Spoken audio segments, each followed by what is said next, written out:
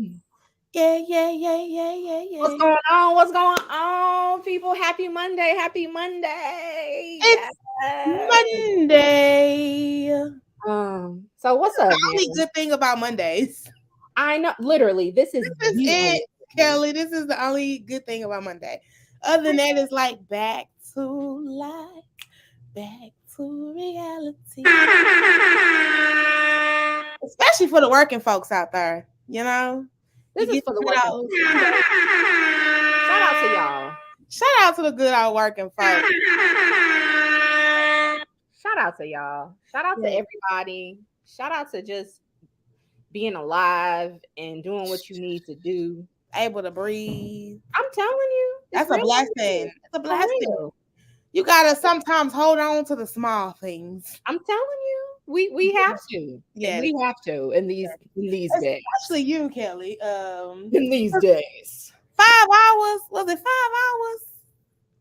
We finna get dang, you just like, okay, yeah, you're right. Let's jump into it. You know what I'm saying?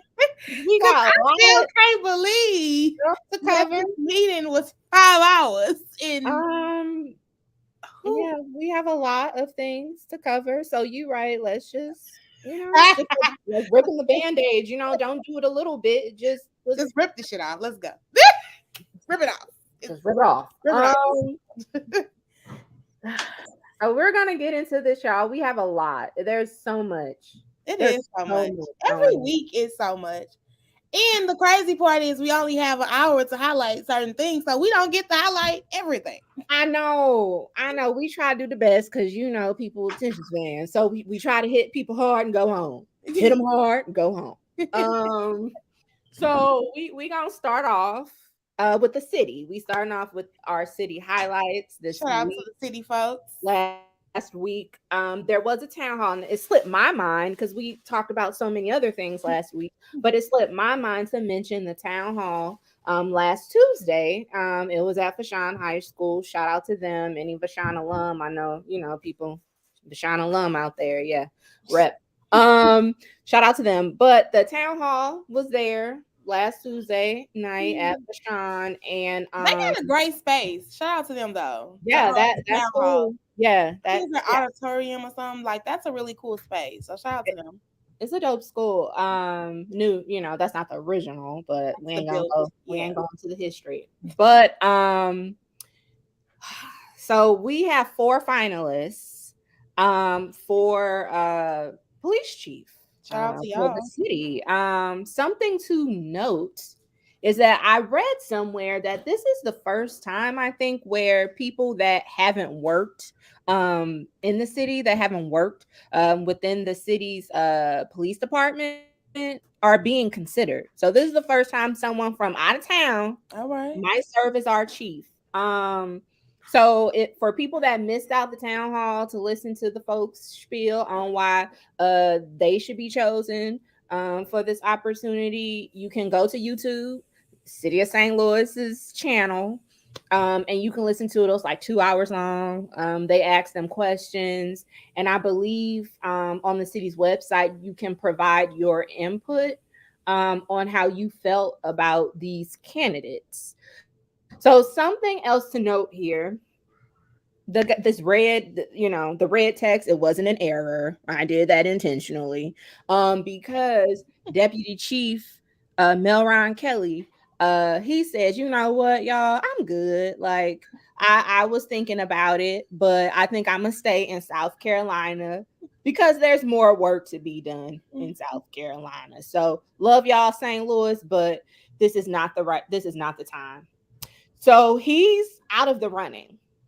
So that means we have 3 folks, as you see: Chief Robert Tracy from Delaware, Chief Larry Boone from Virginia, and then the St. Louis and the interim chief Michael Sack. So those are basically the 3 finalists. So word on the street is that there will be a decision made by the end of this month. So we should know who our next chief is gonna be. I don't know. Oh, interesting. And there has been some, smoke because a lot of people have had some issues with how this process has gone.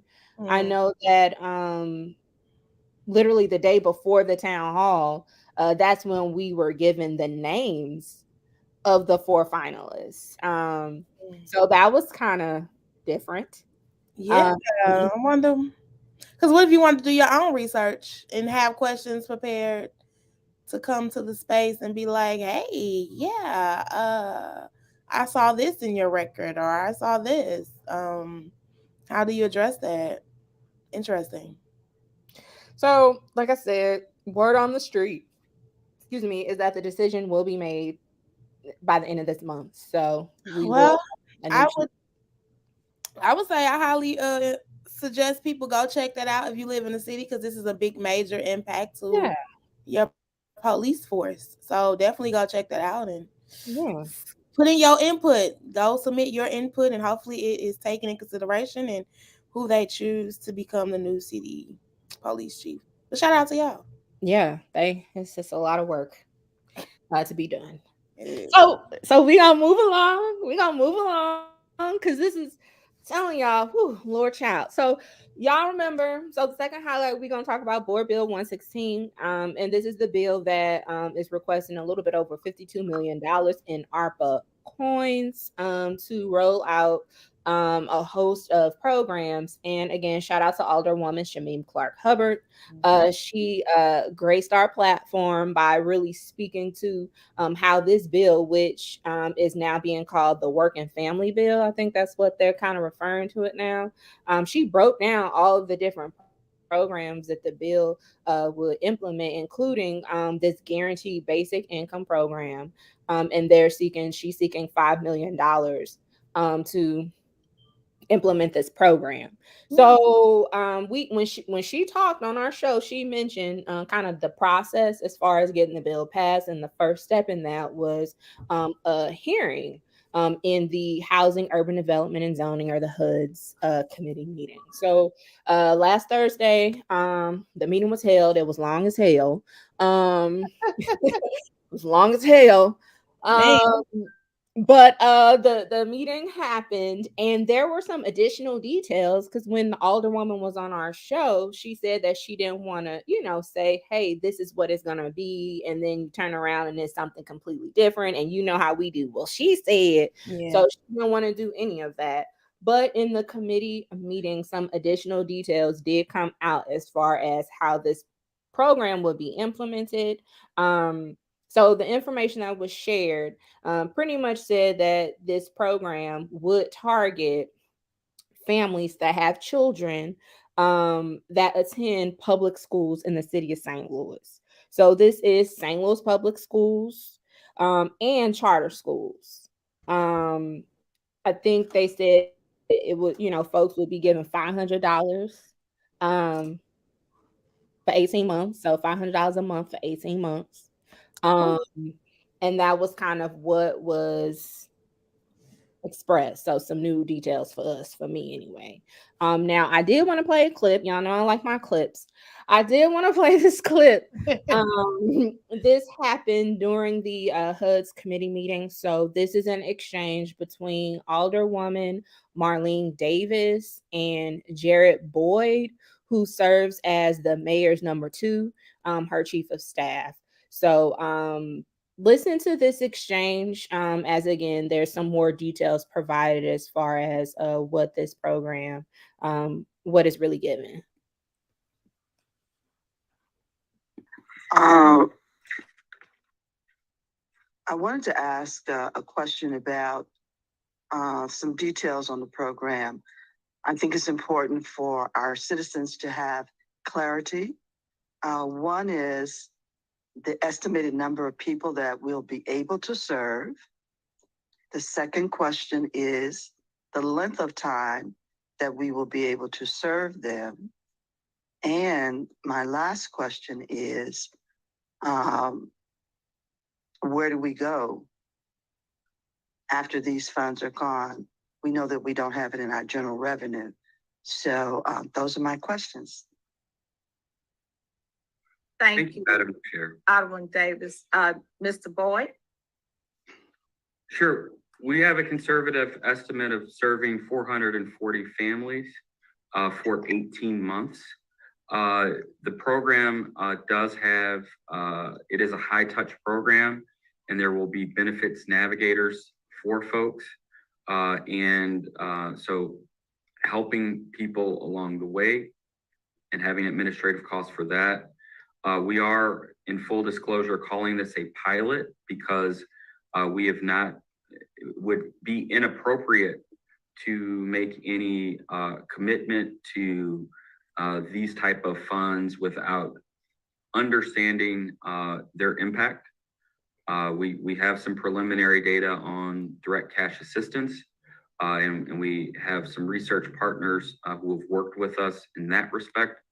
But to be very clear to the committee and the public, this is a pilot, and we would not recommend any subsequent funding for this program without demonstrated community impact for the participants in this program, or sustained funding to make sure that these funds would be used. This is many cities are using ARPA funds for guaranteed basic income because it is a response to the economic crisis of COVID. And the justification for the program deals with that response. As, like I said, we get further away from that, the merits of the program will have to speak for themselves. Like I said, this is a high touch program, both from a benefits navigation standpoint and a research standpoint, and it is a pilot. So that is kind of where we think about this, even though, like I said, there is research abounding on this that is positive. We want to see how this works in St. Louis. Well, that's great to know. I mean, I feel like it's legit a great opportunity to see how extra money can help households and what that income can do. I love the idea of having what did he call it? Benefits navigators. Navigators. Yeah, I think that's awesome as well. And I mean, what did the money come down the pipeline for anyway, right? It had to help people who had an impact during COVID, and who had an impact is pretty much a lot of those working class, middle class, whatever you, maybe even low income class families. So I think it's a great idea, and like you said, they're being very upfront about it being a pilot that is not guaranteed to go long run. It's to see, test drive, and see how this could be impactful to the people. So shout out to her for introducing this bill. I don't know if it's gonna pass, but definitely shout out to her for attempting to try to do something that can impact the people in the community and help. Because I could show use the extra $500 a month. I'm telling you, I feel like most people would, right? Yes, that's so much that money could go to. A couple bills, several bills, Couple bills, etc. I could go on and on. I could go on and on. Like, food is so expensive, it's not going down. A pack of chicken wings, girl, it's like $30. Don't get me started. Don't get me started on that. So imagine feeding a family, because it's just me. So off a 30 pack, a 30. You got a whole family. So like, these kids, I gotta buy 2 packs of chicken wings. This I can't. That's $60. What are y'all doing? That is a damn shame.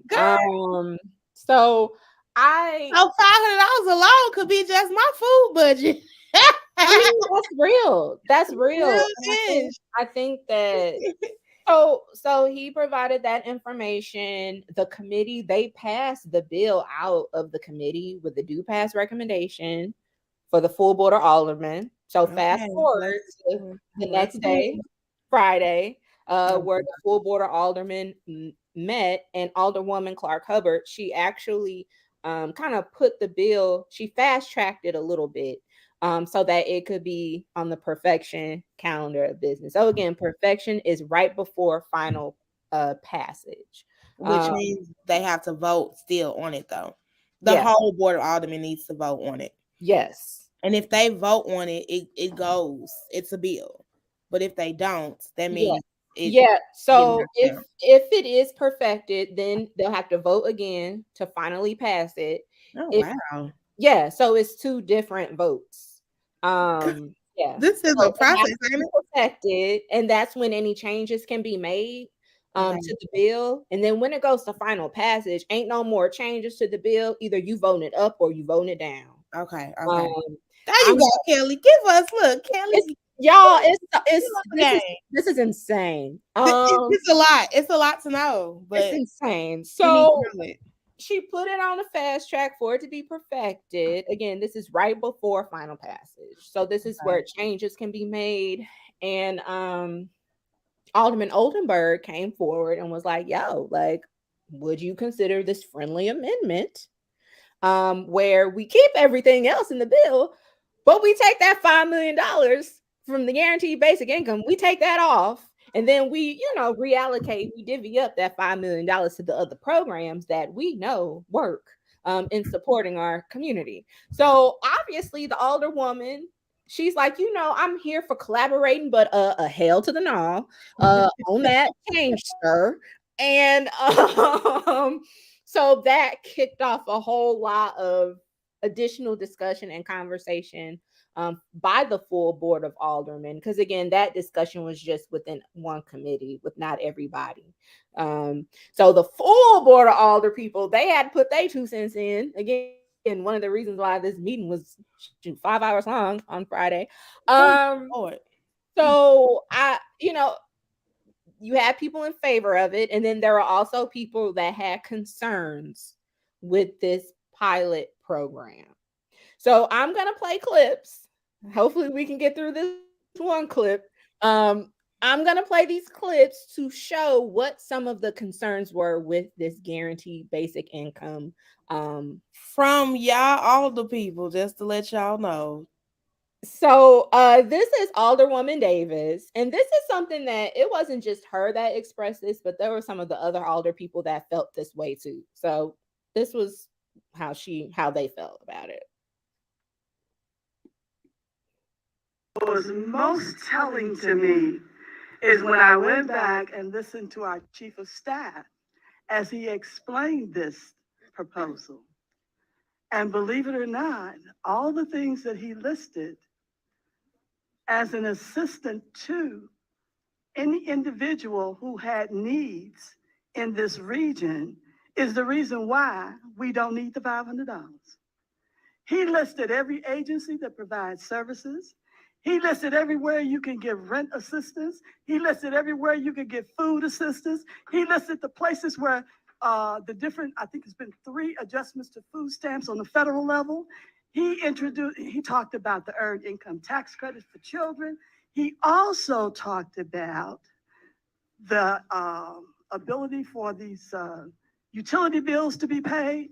And then I jumped over to somebody else's page and I saw where all the utility companies have introduced additional assistance aside from the assistance that you get from everybody else for your utility bills. I saw where the state level has some assistance for utility bills.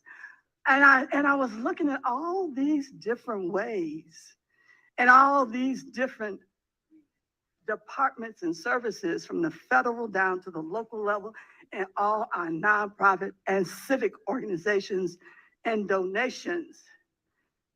People can even get cars now. Did you know that? You can get a car for free. And they make sure that the money is made available for your car insurance. I didn't know all that was out there, so I did my homework. And I'm like, okay, and our $500 is gonna do what? You see, you're putting a Band-Aid on something that don't even need a Band-Aid. That's what we're talking about. When you want to help somebody, you put things in place for them for the permanent quality of life elevation. not a temporary Band-Aid. You see, now the additional workforce development programs that are out here, the additional free. Half of our nursing schools, you can come for free now. There are so many training programs that are free. There are now corporations who say, you don't need any experience. We will train you on the job. You don't need a degree. You don't even have to have had 6 months of work experience. Come on. That's helping people. Get them the information, get them what they need to know where to help themselves. $500 is not going to do that. I'm talking about permanent. I'm not talking about a Band-Aid. Because we got 99 systems and organizations out here from the federal and state level that got everything you need for free. There's even a program that not only pays your utility bills in the rear, but also pays it up and for the future. It can't get no better. So let's deal with reality. Let's stop doing what we've been doing. Because that $500 is just like when Trump wanted his name on the checks that were sent out the first time. And then he realized nobody was going to see his name because it's direct deposit. So, I mean, come on now. Let's get real. Let's deal with people in a very sincere way, in a full way to improve their quality of lives, not a temporary Band-Aid. I just want to say, hey, Alderwoman, can you holler at the Hood Talks podcast? Because all of the resources that you just named, I don't know about them. The community probably don't know about them. And we would love to highlight them so that the community can know about them. Shout out to you because she got a whole list. I mean, she did. She had a whole list. You get a free car and your girl, I'm like, sign me up. Car insurance, because it makes me feel like, where they do that at? Car insurance and cars are looked at as not necessities, especially when you're talking about people going to apply for food stamps and state assistance. That's a privilege to have a car and a car insurance to pay. But when you have a car, you got to pay car insurance. You have to have it. So if they giving out free cars, I'm like, where they do that at? I car insurance, like, girl. I did not know, and so I will share, because again, we try to keep our Monday Night Lives balanced with information. That's I'm sorry. That Alderwoman Clark Hubbard, something that she lifted up was, a lot of the programs and some of these resources that Alderwoman Davis was lifting up. There are certain restrictions and requirements that you have to meet in order to be able to even take advantage of those opportunities. So, also some of this stuff, you got to jump through hoops. Yes. How long you're able to actually get that resource. You know what I'm saying? And if you have that $500, you got it right there. You know what I'm saying? Then you can spend it on whatever the hell it is that you need to spend it on right at that point in time. Right there at your hands, and you ain't gotta go jumping through hoops or even get into the spaces, because sometimes you gotta go apply in person, and if you ain't got transportation to get there, you ain't got nobody to help keep your kids. It's a lot to just going to get resources. It ain't like it's a hop and a skip. So I just want her to like. I heard what she's saying, but also really think about the barriers that prevent people. First of all, like I said, knowing know about it. What is that? Yeah, that's all. But people don't even know about a lot of these resources. So I think hopefully maybe reassessing and again tapping into the Hood Talks podcast to share that information so the public is aware of these resources. Hopefully maybe that's something we can do. Alderwoman Davis, come holler at the Hood Talks podcast. If you hear this, or if someone knows her, feel free to direct her our way, because we would love to have you on our platform to give all the resources and on the Hood Talks too, because that's really what the Hood Talks is about. We want to connect. We don't want her. We'll have her here, but the Hood Talks podcast want these nonprofits that she claiming is getting the resources to the people. We want them. so we can connect the people to them. So, yeah, what she said. So that was one concern raised, was that it's all these resources out here. What, yeah, is this $500? Is that really, is that it? So this is the second concern raised, lifted up, that a lot of the alder people, they did express this too. So I'm gonna play this real short clip from Alderwoman Sharon Tyus. The people in my community still want to know where the original $500 went to. So if I can't tell you where the original, I'm not putting another one on top of it or another one. Tell me where the original $500 went to. Give it to me. And I started out just wanting, is it the number by each ward? They refused to do that and told me they did not have the ability to put things out by ward. Then you ought to get out of office, because everything we get is by ward. So if you, Mr. Treasurer, who lied, and I'm saying you lied, I'm not making it up like the alderman from the 28th, I'm sorry, the 12th did about me.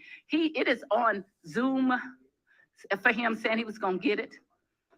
And I cannot in good conscience go back to my people and say, we just sent another 500 when we really don't know, except for what the mayor says, where the money has gone. And at this point, she does not have my full faith that she's telling me the truth. Because when you tell me the truth, you don't have a problem with showing me and other elected officials what happened. When you're having these big press conferences saying, oh, this is successful, but you don't provide what I asked you, it is not successful. And it's insulting to this board. Ooh.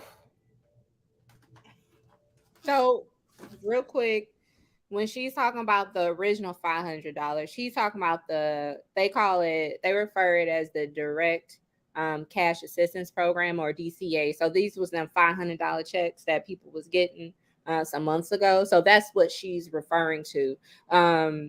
That there was information requested to really get a full picture of who received these checks, to see, how were these checks dispersed? You know what I'm saying? How were they divvied up throughout the city? Because we know in the city where it's real at, in certain zip codes and in certain wards. And so I think they were trying to just, I guess, analyze and make sure that the people that really need, you know what I'm saying, the people that really needed the coins got them. Yeah.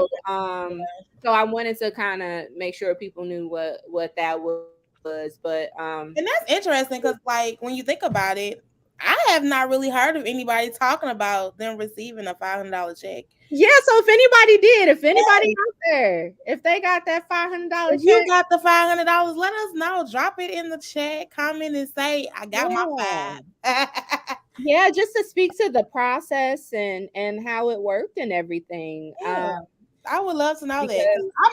I'm not a city resident anyway, so I wouldn't even be eligible.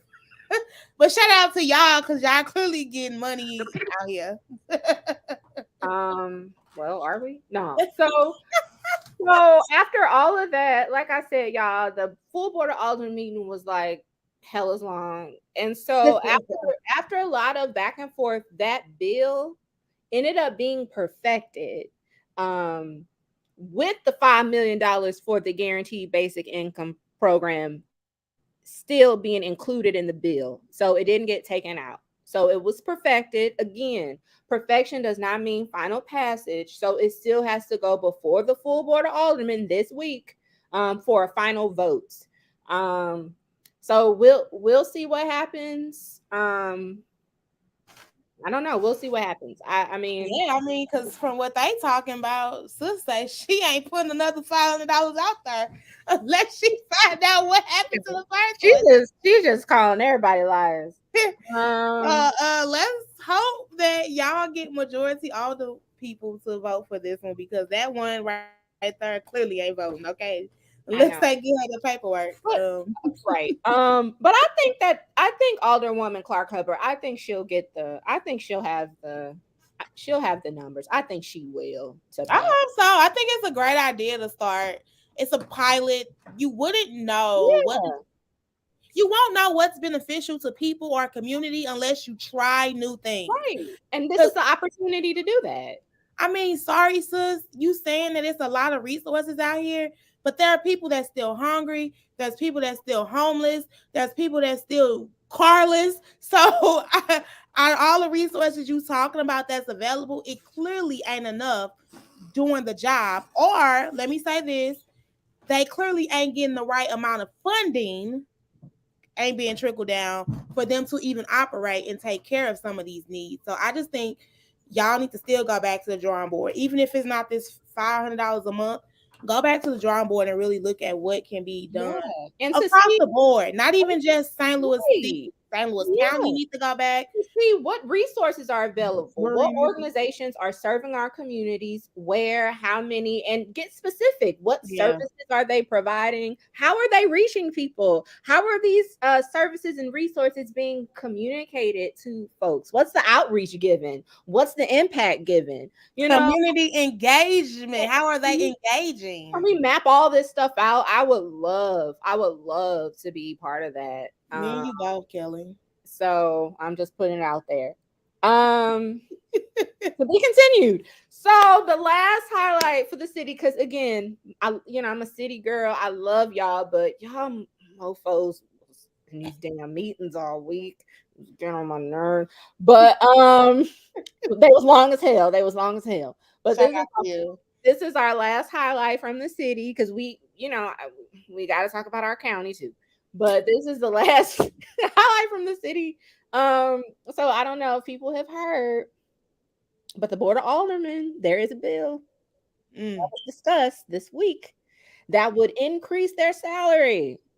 So right now, the Board of Aldermen, they making around $37,000 a year. So this bill that's being discussed this week, if passed, would raise their salaries to $72,000 a year. Woo. So, so again, this bill was discussed in the Personnel and Administration Committee meeting this week. I want to play a clip from it. Well, I'm gonna play a couple clips, but this first clip is Alderwoman Carol Howard. She's the sponsor of this bill, and she basically explains like how she came up with that dollar amount, that $72,000. I've heard, quite a bit of conversation about this. And the reason for that number is because it was told to me that that money had already been appropriated. It's in the budget. And I felt as though that since we're doubling the size of the wards, doubling the size of the population that the aldermen would be serving, that it would be a good starting point for this conversation. Some people seem to think it's too much. Other people think maybe it's not enough. But we have, Heather Navarro, who was the alderwoman of the 28th Ward, shared quite a bit of the research she had done previously. And when you look at what is paid in other cities that are comparable to ours, I don't think that we're too far out of line. As a matter of fact, when you look at Kansas City, their salary schedule currently is approximately about the same as what we would be paying. Interesting. So, I mean,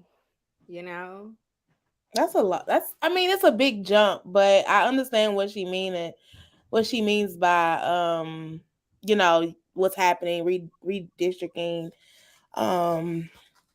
But I mean, y'all just fought back for $500 for the community. I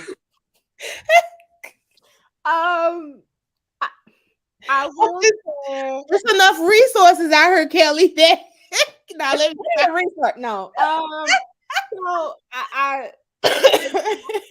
so during the committee meeting, because we are a balanced platform here.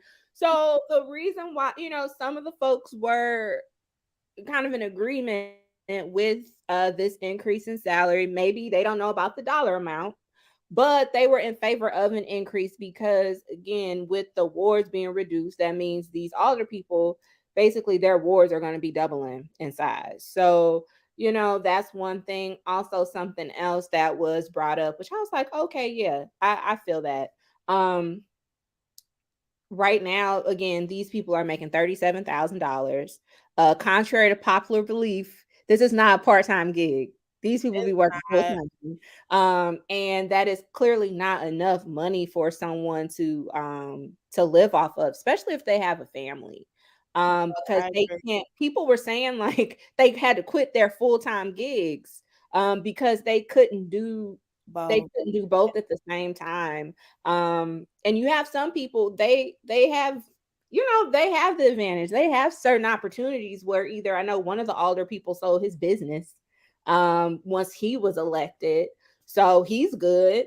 You maybe have some folks, maybe they have a spouse or something, where they're the primary breadwinner, you know what I'm saying? So it's not just like a one income household type of situation. So, you can kind of get by with that, but not everyone has that same luxury to do that. So another argument was, hey, like if we do increase the salary, maybe that would improve the diversity of people. Yes, being able to serve. serve. I agree. So I think it's two-way streets. You got to be careful because some people probably gonna come because they just want to get the 70,000. Because that's 70,000 a year is a great income in a sense. A great beginning income, I guess. I don't know. It's better than I ain't never made $70,000 in a year, so it sounds really good to me. But also, you got to make sure that people aren't coming just for the money and that when they do get in, I agree that they're taken care of because that is a really demanding job. So again, I don't take from what people in these positions do, like these older people, mayors and council folks. I do not take in consideration what work you guys do, but also like, hey, we got to have some accountability in this space.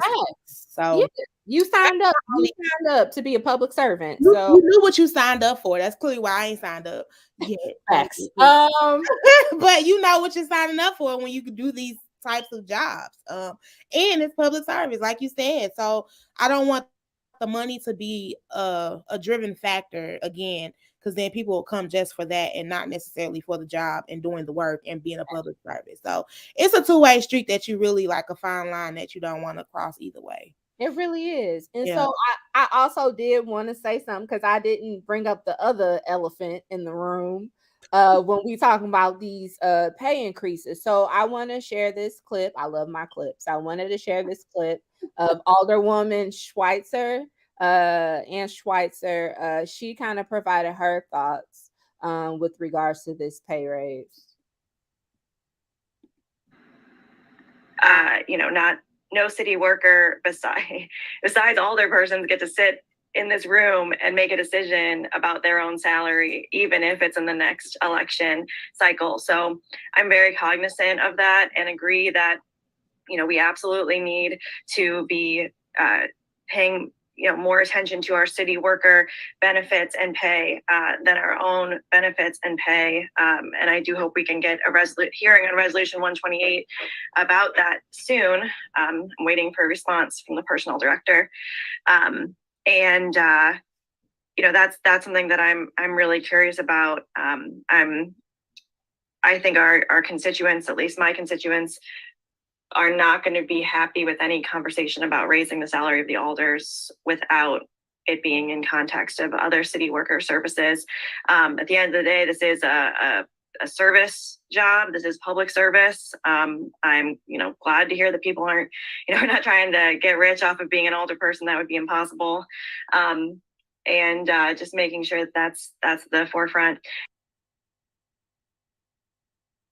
So, because my mama, shout out to my mama, because we were going back and forth over this weekend. She is a city employee, and city employees don't get paid nothing, y'all. They don't get paid anything. So, to Alderwoman Schweitzer's point, if the Board of Alder people who, again, like, it's interesting to be in that position where technically you can dictate what your salary is going to be and what increase you're going to get. That's an interesting position to be in. But you know, the city has a lot of vacancies, and they are losing people because of pay. So it's kind of like, Where's we the priority in a sense? you I making guess. more money, but we not the same ain't happening for the folks that are at the front lines providing services to residents. So I don't know. I don't know. It's like Especially with all y'all have going on down there. Like I know the trash was a big thing that we talked about. it's still a problem. Yeah, so like public transportation, All of it. yeah, It's- all of that type of stuff. So again, shout out to her. And speaking up about, yeah, like there's also other positions that probably could use, you know, and I'm not saying to not raise their money at all. I'm just saying go back to the drawing board and see if you really can offer each alder person $70,000 a year. And yeah, it's a lot.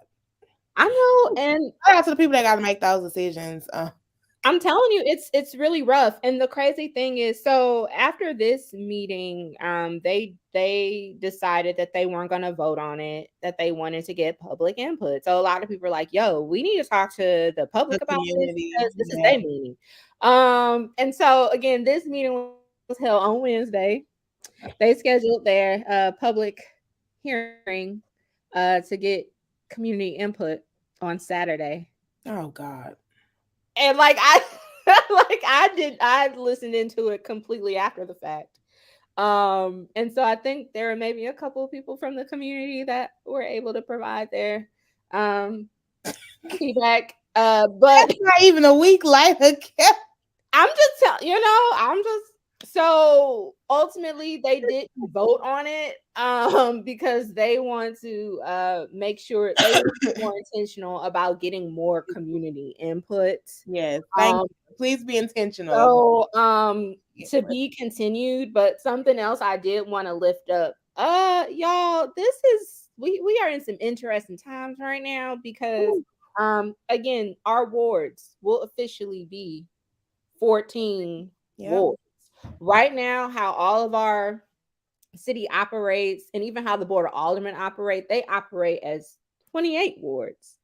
They have established a special committee to kind of work out how this transition from 28 wards to 14 wards, they're working this stuff out as we speak, y'all. Wow. So looking at the staffing structure, right? Because obviously these older people, they're going to be covering, you know what I'm saying?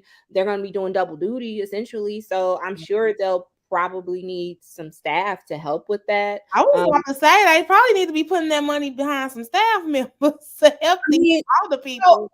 So that's what I'm saying. It's a whole picture. They really have to start thinking through this stuff. And y'all, let me break down this timeline for y'all, right?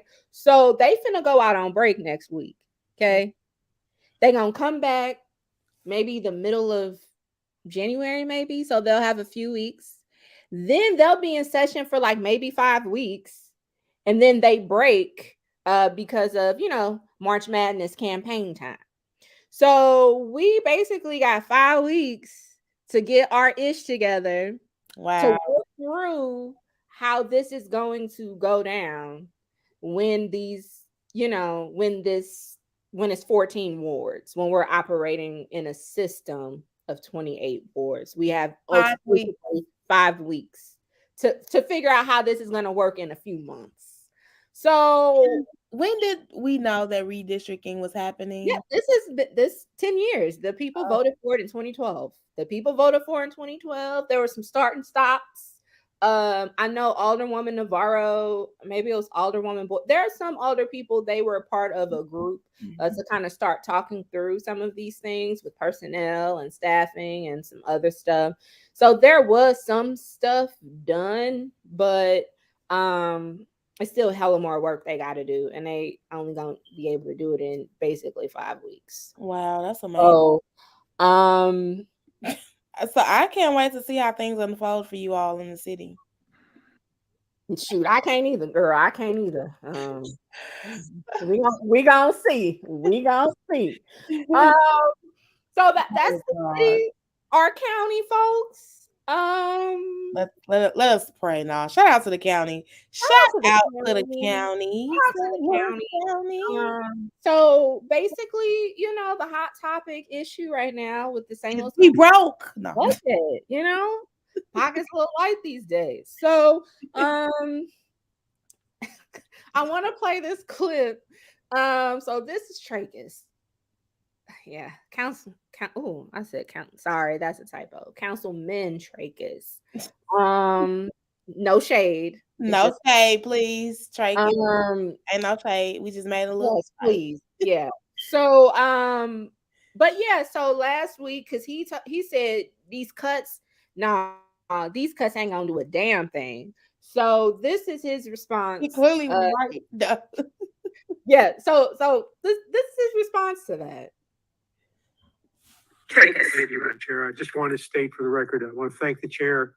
As my colleagues know, I have 14 sub-bills prepared tonight on budget bills. And I asked the chair if she would hold the budget bills for a week so that my colleagues could study the substitute bills and we could have a meeting, which we're going to have on Friday, to take a look at trying to make additional cuts in the budget. The proposed sub-bills would cut another $19 million off the proposed budget, which would eliminate the deficit entirely for 2023 and leave us with a balanced budget. But we'll discuss that on Friday. And I just wanted to thank the chair on the record for her willingness to work with me on this. So yes. So wait, let me make sure I heard him correctly. Mm-hmm. He said that he opposed $19 million to be cut. And this will take care of the deficit in 2023 entirely. Yes, he said. Yes, okay. He's got bills. They're gonna cut more, and it's gonna be cool. The deficit. So this is what he said on Tuesday night. Okay. Tuesday night. Okay. So, oh gosh, I cracked myself up.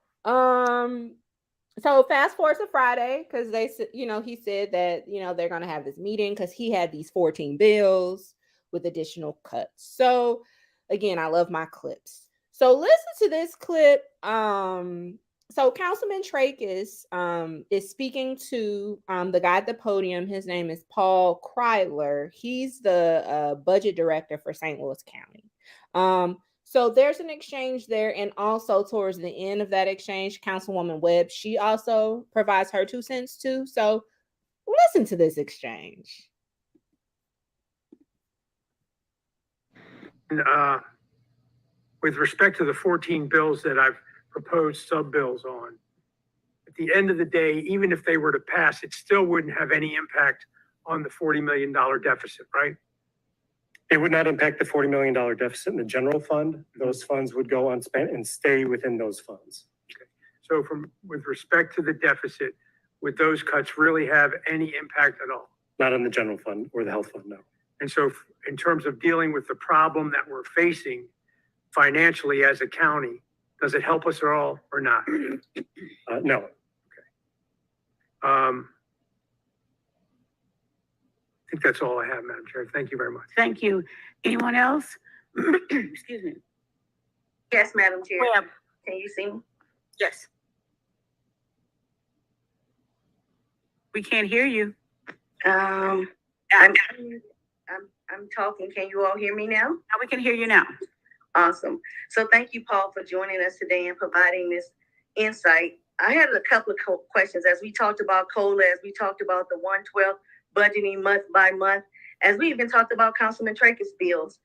My concern is, and I've voiced this before, is that this is complicated and it will take about a year to get through this to make responsible decisions, and having that input from those departments is a necessity. I am concerned, as Councilman Trachis just laid out, that all of the cutting that we're planning to do in the 11th hour is not going to impact the deficit as we think it will. And that the responsible thing is that we have those monthly conversations, that those departments do a value stream mapping of what services and positions that they could eliminate without hindering services anymore. And my other part of this statement, so it's not a question, but my other part of this is as the county has grown tremendously, we keep talking about cutting services, but the number of people we have to serve has grown. So again, we need to make decisions, not just from the perspective of the budget, but how many people we now have to take care of. And I do believe that we would have to work in parallel, not serial, where we do cuts first and then we talk about revenue, that we need to assess those things simultaneously. Because as you cut, you need to look at revenue opportunities simultaneously, not after everything has been cut. So that is my statement. I am grateful that next year we will have these monthly meetings, but I just, as my peers, I just want us to think through this. Is this going to make a difference in the budget, or do we have some covering with reserves until we get through this methodical process with each department to make responsible decisions? Thank you, Madam Chair.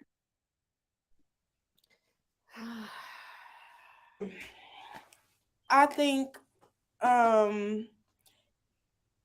he clearly kept saying it's not going to make a difference. I've heard that come out of his mouth every time Trey has asked him. So it's clear from what he said that it's not going to make a difference for these cuts that they're going to make. So shout out to Webb. I definitely think they need to be strategic about what they're doing. Yes. And if the problem is the budget and the deficit, making sure that whatever you're doing, cutting or whatever, like she said, even revenue, how can you gain revenue to make sure that it goes to this deficit? Again, I am not a council person. I don't know the process. I'm sure there's a lot of back work and back into this stuff, but also there's money coming in. Like we talked about the RAM settlement. How can they use that to take care of the deficit? Or how can they use that to invest in something that can bring more revenue to the county? Like, how can we be intentional about doing those things in 2023 with the money that you have, instead of blowing through the money? So I just really think they need to definitely work together. Sam Page, get down there and talk to this council. Council, get down and talk to Sam Page, talk to these different departments, and go through the phases of finding out what can truly be cut and what will be truly beneficial to being cut if it needs to be, and if that will impact the problem, which is the deficit. Don't just go cutting. Right, because you're cutting things, and that's clearly gonna impact services. It is. And again, you're making these cuts, and it ain't helping the deficit. He just clearly said every time. So no, it's not gonna make a difference. So I did want to share again. This is the last clip, but I want to share this clip because shout out to Chris Gron Howard. This is the guy at the podium here. He's basically, he advises the council on all things coins related. Now, again, the council can choose to listen to him or do whatever they want to do, but he advises them on things. And so he pretty much was laid it out as far as from his opinion on how the county should move forward with improving the budget. And what you spoke about, Vanna, about them working with the county executive, he mentions that. So I just want to play this clip for y'all. In looking at, I liken government a lot of times metaphorically to a freight train, right? It takes a long time to stop or slow a freight train. And if you stop it immediately, you're likely to derail things. And as I went through meeting with department directors on the original proposed cuts to the general fund, I heard over and over again, basically the same kinds of comments. And one of the things that I asked them to do as we talk about 2023 is think in terms of program costs. So rather than trying to reduce the budget by object code, we look at program costs. What is this program? What is that program? And then we can look at whether those fit into the essential piece of it.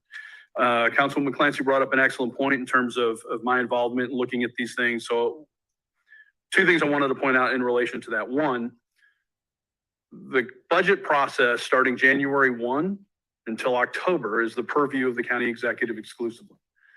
He or she doesn't have to involve the council. Throughout the year, I meet with departments, get a sense of where they're at in their mid-year budget review, but I can't make that happen, which is why I went out on a limb this year and asked the council to consider working with the county executive, and he has graciously agreed, and I'm very excited about that. Paul and I have talked about it.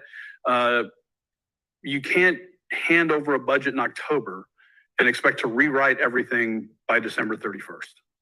It's not fair to you, and it's unrealistic, which is why I think that those meetings are important. And I think that those meetings, as Paul has pointed out, we talk about program costs.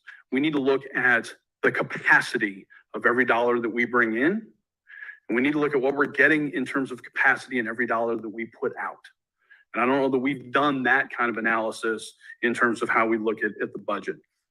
If we can work hard together with the ninth floor and with Paul and I believe that we can not be in this position a year from now in terms of having this kind of last minute legislative gymnastics that we have to go through. The council is correct in its effort to slow down the bleeding, right? I spent a lot of time working with the current county executive when he was in your seat in terms of fighting for the appropriation authority of this council as being absolute. And I will continue to fight for that. But as we look forward, we have to be willing to put everything on the table. We have to be willing to make some compromise. The county executive's office has to be willing to make some compromise, or we're going to hit that wall. That train's going to have to stop immediately, and we're going to have real problems. I wish it wasn't the case, but it is.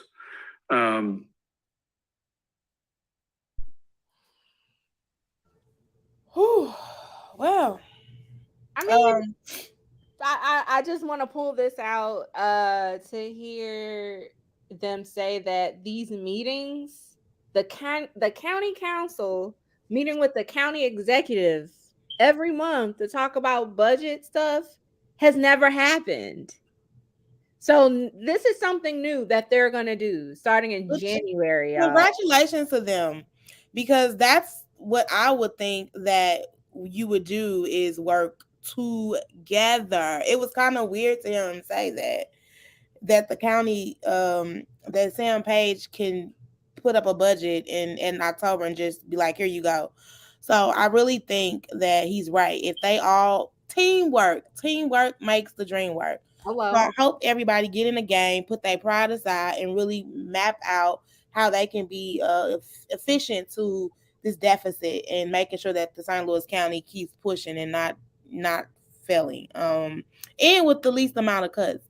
And I agree with him. Programming is important. In revenue, again, how can you intentionally invest so that you can bring back revenue? Yes, that return. Yeah, that return is major. So what do you need to do? How does that happen? So yeah, shout out to them for having this plan of meeting monthly and talking through. Shout out to Sam Page for being willing to do it, and hopefully they get something going. So I'm a clap to St. Louis County on that. For this I am hopeful. I am hopeful because we know people got beef. People got real beef with Sam Page. Okay, man, I hate that man. However, hopefully these meetings are a start for them to again start working together. I was listening to an interview with our guest for next week.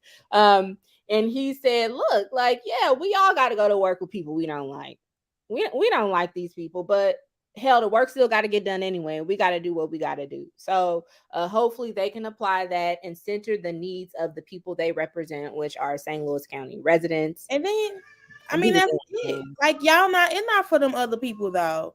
You literally in there because you're trying to make change for the betterment of the community. So to be continued. To be continued. Whew, that was heavy. Oh, that was heavy. Any special announcements? I will share real quick. Wednesday, we have our special screening of Straight Facts at the Hillman Hall Forum, which is jazzy as hell. Look, mama, I made it. Which is on WashU's campus. 6:30. Obviously, it's free. I'm feeding people. Roll through. I'll be sure to provide information because I am still accepting registrations. I'll be sure to share that information somewhere on the internet tomorrow. So stay tuned for that. Vanna, what you got? I know you got something big happening on Saturday. Well, shout out to the Hood Talks podcast. Today is technically our second anniversary day. We launched the podcast 2 years ago on this day. We dropped our first show ever, but we celebrating this Saturday. We got a great show in happening. It's a celebration show where we got some special guests from St. Louis Community College coming to join us to help us unveil some great things that they've been working with us on. We got so many different announcements to talk about the future of the Hood Talks podcast, along with, again, just celebrating the space and what we've been doing these last 2 years. So we got giveaways, $50 gift cards, and I'm going to be giving away some of the dope shirts that we have from the Hood Talks podcast. Okay. Yeah. We're giving away some shirts. So make sure y'all tap in. Okay. Go follow us. YouTube, Facebook Live. Yeah, follow us, y'all. And shout out to you, Kelly. We doing some big things. And that leads me to, next week is our last show of the year. And we are ending it with a bang because we have special guest, Senator Brian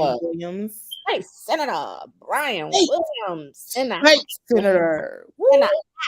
house. So shout out to him for being available to speak to us and you, because if y'all got some questions, definitely make sure y'all bring them to the show. Drop them in the comments so we can ask him.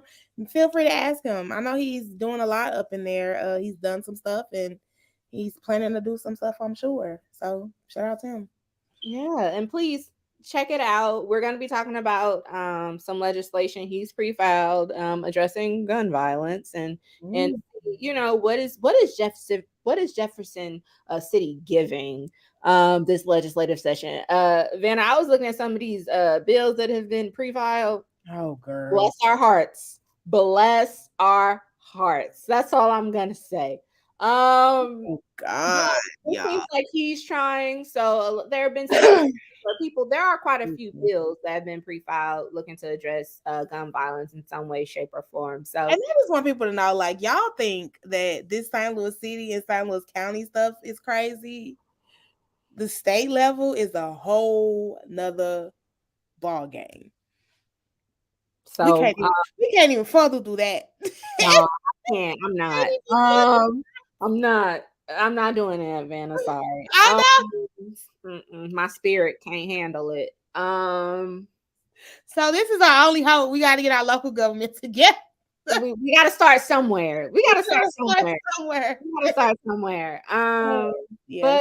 But yeah, y'all. So thank y'all for checking us out. Feel free. Any questions you have, any comments, thoughts, whatever.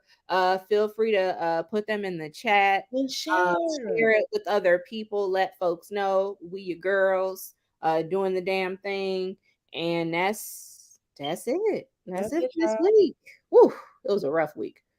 I could 5 hours killed. I'm still stuck at that. Yeah, no comment. Yes. So that's it, y'all. Please stay safe out there and see you next week. See you on the 19th. Peace. We out.